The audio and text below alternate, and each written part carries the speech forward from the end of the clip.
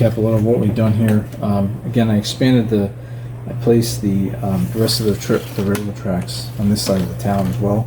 I expanded it all the way back, added these plates and put it on plastic plates. I added the retaining wall, the brick retaining wall here along the edge of the train tracks.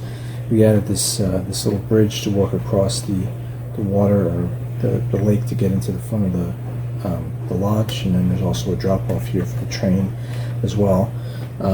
We added this retaining wall, or this wall, border wall around the outside of the lake here, and then we also placed some of these